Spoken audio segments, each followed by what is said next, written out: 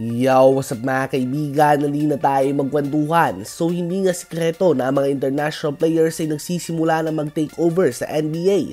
Noon nga ay ilan lang ang tulad nila Dirk Nowitzki at Steve Nash na mga hindi US born ngunit talagang MVP candidate.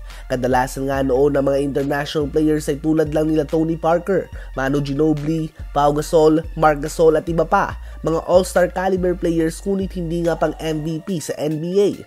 Ngunit maiba ngayon mga kaibigan dahil ang last 5 MVPs ay si Giannis Antetokounmpo back-to-back, Nikola Jokic back-to-back din at si Joel Embiid na mukhang on the way na din sa back-to-back MVPs. Kung sakali nga hindi magwagi si Embiid ng MVP dahil ma-disqualify siya dahil sa dami ng games na ma-miss niya at hindi siya umabot sa quota na at least 65 games played for you to qualify sa isang major award, hindi malabo na mapunta ito sa isang non-US born player pa din.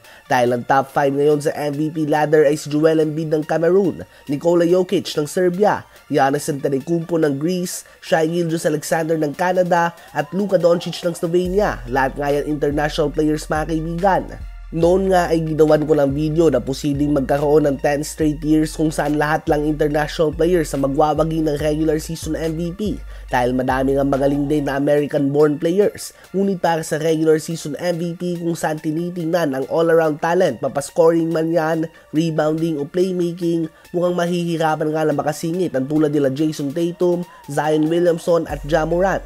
Sa ngayon nga ay we can make an argument na ang top 5 best players sa buong mundo ay lahat international players. Nananatiling si LeBron at Steph ang mukha ng NBA. Ang tanong ngayon ay handa na ba ang NBA na magkaroon ng non-US born player bilang mukha ng liga? Dahil sinubukan nga nila na gawin si Zion ng next phase, ngunit inulan ito ng injuries at palaging gutom.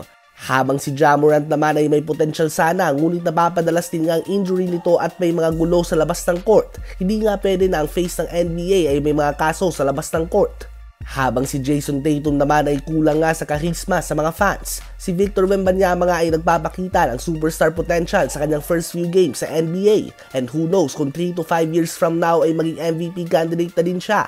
Another international player nga yan mga kaibigan. Posible din sa season na ito na magkaroon ng 5 international players bilang starters sa NBA All-Star Game. At yan nga ang 5 leading MVP candidate. As of now ay madami nga nagsasabi na may mali sa development ng players sa US kumpara sa ibang bansa. Nasa US nga daw ang lahat ng talent ngunit may mali sa basketball system nila. Mapa-AAU man yan o training in general. Ako nga na andito ngayon sa Amerika, kapag nakipaglaro ka dito ng pick-up, talagang panay one-on-one ang labanan. Kung sa atin nga tatawagin mo na silang mga buwakaw, ngunit ganun lang talaga sila na maglaro dito.